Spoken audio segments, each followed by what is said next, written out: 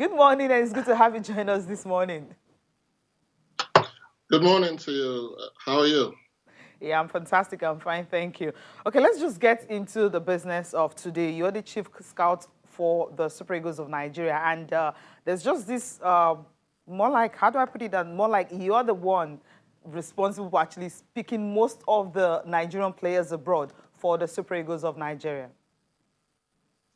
Um, okay, well, I suppose we can start with that, but I'm not responsible for picking. I'm responsible for watching and monitoring the progress of each of these players and then giving my information and my advice to the head coach, who is the one who is now responsible for picking them players. Okay, I know good. that was, I wanted us to just clear that before yeah. we start, because that's the story everywhere. Thank you for clearing the air So for that's that. a good way of introducing you into the show. Tunde Adelakun, thank you so much for joining us. Let's begin with football in this COVID-19 era. I don't know how, we're going to get out of this, but we're glad that we're going to see a little bit of football in Germany. We're prepping for the English Premier League to return, and of course, Spain and Italy. But in everything that you've seen, how much damage has COVID-19 done to football? Oh, I tell you what, just like it's done a lot of damage to a lot of things, a lot of sectors in the world, COVID-19 has done immense damage to football. Let's start with the fact that people cannot generate any revenue, the workers, the employees of the many clubs and national associations who have not been able to generate revenue. Football has not been able to generate revenue. On the mental side, everybody, myself included, have been starved of football over the last few months. I can't remember the last time I've been without watching live football for up to 3 months at a stretch. So it has done colossal damage to every sector of society, and that includes football as well.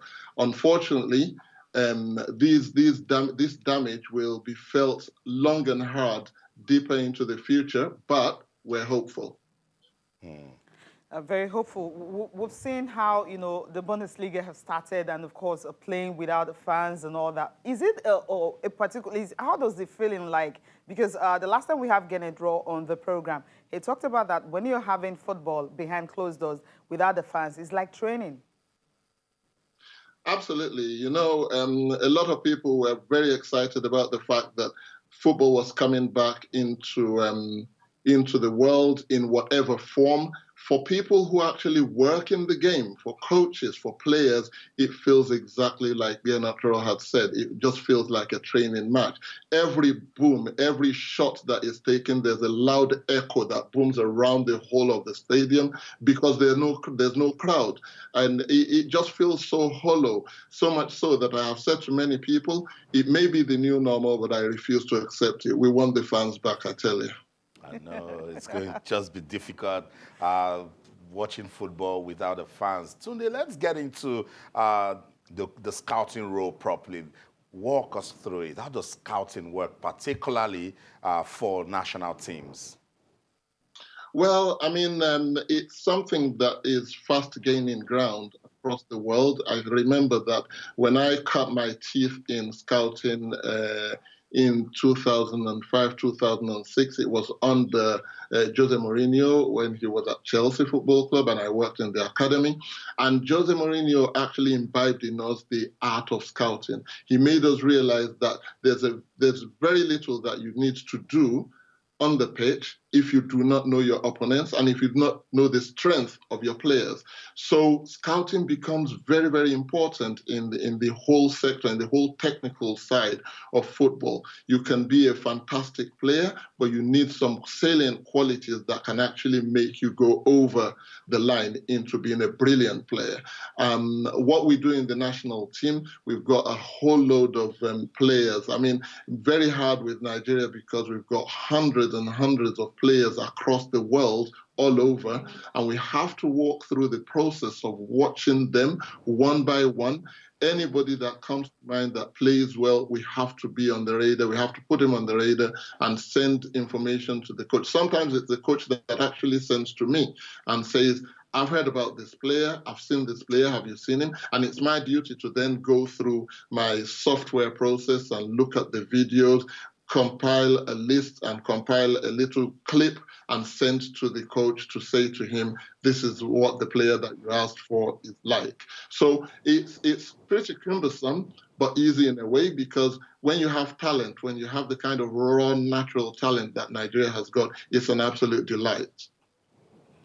Yeah, interesting. Now, let's talk about Coach Gernot Rohr. Now, what's the importance of actually having him continue as a coach for Nigeria? Well, everybody knows that continuity is the bedrock of stability. If you want something stable in any sector, in any industry, continuity is very good. We have a project. It's a Nigeria project. It's a Nigerian football project. Everybody wants to see Nigeria grow as a footballing nation. The expectations of millions and millions of Nigerians by the government of Nigeria and the Football Federation is that Nigeria should be up there, high up there in the scheme of things as far as football goes. And Gernot Rohr has been made the captain of that ship that is supposed to take us to that destination. Now, normally speaking, in a simple analogy, you don't put a captain on a ship and set him to sail in the middle of the ocean and then change the crew when there is nothing overly wrong. So continuity is great because we have started to form a united, harmonious discipline within the team, and we're beginning to see a Nigerian style come out, and that will help us going forward because, like I said, if we have longevity in the game, we can't go wrong. Yeah, I agree with you that when you said continuity is the bedrock of stability. So we're glad Gernot Rohr will continue with that building process. And still talking about the building process, last week when we had Coach Gernot Rohr on this show, I asked him why MPFL players, not me, some of the followers and fans believe MPFL players are being ignored. And here we have the chief scouts of the Super Eagles.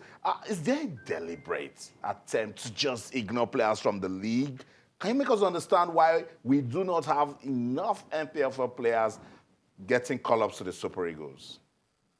Well, I mean, it's a very big problem it's a big debate. It's a cause for debate for many people. I don't think that we have ignored, using that word, MPFL players. I personally would not ignore MPFL players because the Nigerian League, in whatever form, what people don't realize is that the Nigerian League made me at a time.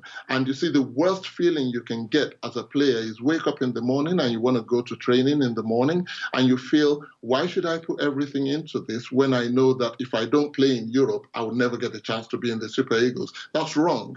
I want to change that perception. We don't ignore MPFL players at all. If we have not done enough, I think we've done quite a bit for the MPFL players. If we haven't done enough, we've now got a chance to make it right. And we're just going to do that. Wow, that's interesting. Now, my next question is still also on this. Now, you're based in London. I mean, how do you now track these players back home, knowing that the Nigerian League, we barely see it anywhere compared to when we have the cable network broadcasting it? Well, I mean, there's two angles to it. I come to Nigeria, like I said, as you know, I'm a Nigerian, a proud one at that. And therefore, I can come to Nigeria and come and watch the Premier League. I have done in the past. I intend to do more of it in the future. But also don't forget that Coach Gernot Rohr has got an array of assistants, who work with whom I work as well in getting the information that we need. In the past, we have worked with esteemed coach like Salisu Yusuf, a great coach and a good man, Imama Amaka Pabo. We've got the goalkeepers coach Aloy Agu. Now we have got the experience of an ex-international, former captain of the Super Eagles, someone who knows, one, Nigerian football, and who also knows players' mentality. Joseph Yobo, who is going to be on the crew as well. Now, these people with Aloy Agu will also help and guide us in what's going on in the Nigerian Professional League. I also have a very good relationship, of course, with the president of the Football Federation, the MPFL chairman, Shehu Diko, among others, and they steer us in that direction. And like I said earlier on, if we've not done enough before, we will do a lot more these days coming forward. Get real with me, Tunde. Do we have quality in the Nigeria Professional Football League? We have quality in the league. I can tell you that without a shadow of doubt, that there is top quality football players in the Nigerian league. What we probably lack at the moment is probably enough infrastructure. We need the infrastructure to be able to realize the true potential of these boys. Most of the players who are playing in Europe today came out of the Nigerian Premier League. You know, not long ago, we looked at a player, just before this COVID thing broke, we looked at a player, Ejuke. Ejuke plays in Herenveen in England. He is a product of the Nigerian Premier League, an immediate product. Not too long ago, he was in Nigeria. So there is quality, and the clubs abroad see that quality in them. They have always seen it. So I'm in no doubt that there is quality in the Nigerian Premier League. We need to harness that quality. We need to have a plan for our team, for our players, so that the step up to the Nigeria Super Eagles as a national team will be relatively easier and smoother than it is at the moment, but the quality is there without a shadow of doubt. That's a good way to end this conversation. So when we don't see MPFL players, I'll give a call to Tunde and say, what's going on? You confirmed the quality. Tunde Adelakun, thank you. Thank you. Thank you so much for your time. Yeah.